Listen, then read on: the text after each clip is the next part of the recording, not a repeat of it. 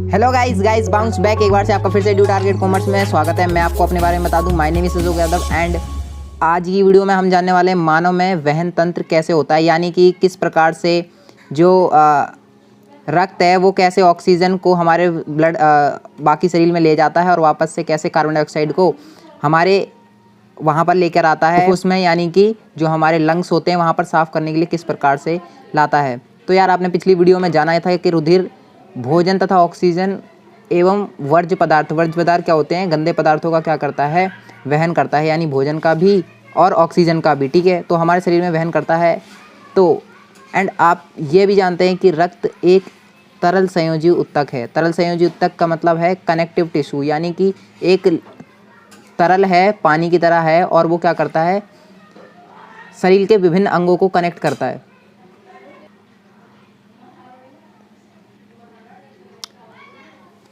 तो अब बात करते हैं हमारे हृदय में किस प्रकार से जो है ये क्रिया होती है कि ब्लड किस प्रकार से आता और जाता है। तो सबसे पहले हृदय की बात करें तो हृदय एक पेशीय अंग है, यानी ये पेशियों से मिलकर के बना है,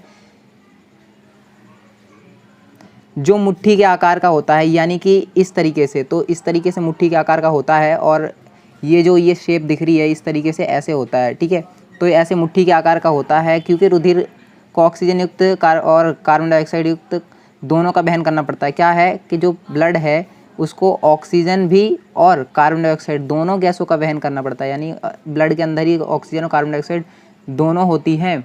ठीक है, तो इसीलिए O2 युक्त एवं CO2 युक्त रक्त को मिलने को से रोकने के लिए हृदय कई भागों में बंटा होता है, यानी कि ब्लड को क्या करना है, ये हमारा ब्लड है, इसको O2 भी वहन करना है, यानी O2 भी ले जानी है और CO2 भी ले जानी है। इसलिए O2 और CO2 को मिलने से रोकने के लिए क्या किया जाता है, हृदय को हम 4 भागों में बांट देते हैं, जिन्हें क्या कहा जाता है, कोष्ठक कहा जाता है। ठीक है, तो इस प्रोसेस को हम विभिन्न स्टेप्स में पढ़ेंगे कि कैसे ब्लड आता है, साफ़ होता है और किस प्रकार से जो हृदय है वो 4 कोष्ठकों में बटा हुआ होता है। ऑक्सीजन प्रचुर रुधिर फुफ्फुस से हृदय में बाईं ओर स्थित कोष्ठक में अलिंद में आता है। देखो, ऑक्सीजन प्रचुर का मतलब होता है जिस ब्लड में ज़्यादा ऑक्सीजन है, यानी कि जिस ब्लड में ज़्यादा ऑक्सीजन है वो क्या करता है, फुफ्फुस में से यानी लंग्स में से हृदय में पहुंचता है, यानी कि बाएं। ये हमारा दायां होता है इस साइड और ये हमारा बायां, ये लेफ़्ट यानी बायां और राइट यानी दायां। तो बाएं में पहुंचता है और जब वो बाएं अलिंद में पहुंचता है, देखो ये हमारा हार्ट का डायग्राम है। इसमें क्या होता है, ये 4 हिस्से हैं, एक ये है, एक ये, एक 2 ये नीचे वाले। तो जो ऊपर वाला हिस्सा है और ये नीचे वाला ये होता है दायां अलिंद और ये बायां अलिंद। पिक्चर में ऐसा है, अगर आप वैसे देखो तो ये बायां है, दायां होगा, लेकिन इस यहाँ पे बायां है, तो ये बायां अलिंद और ये बायां निलय, यानी ऊपर वाला हिस्सा बायां अलिंद और बायां निलय, इस साइड का दायां अलिंद दायां निलय।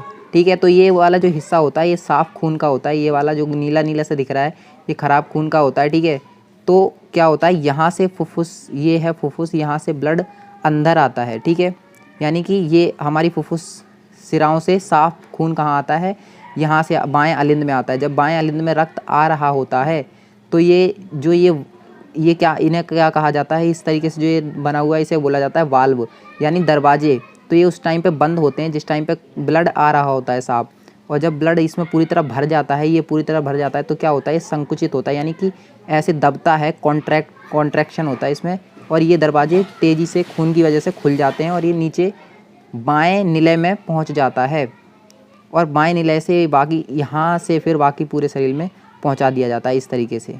फिर क्या होता है, फुफ्फुसी धमनियाँ क्या करती हैं, ख़राब खून को लेकर के आती हैं, जिसमें कि क्या है, ऑक्सीजनित होता है, यानी जिसमें कि कार्बन डाइऑक्साइड की मात्रा ज़्यादा है, तो वो यहाँ आता है। और फिर बाद में जब ये सिराओं के निचले भाग से महाशिरा द्वारा कहाँ आ जाता है, ये दाएं अलिंद में आ जाता है, यानी इस वाले भाग में आ जाता है दाएं अलिंद में।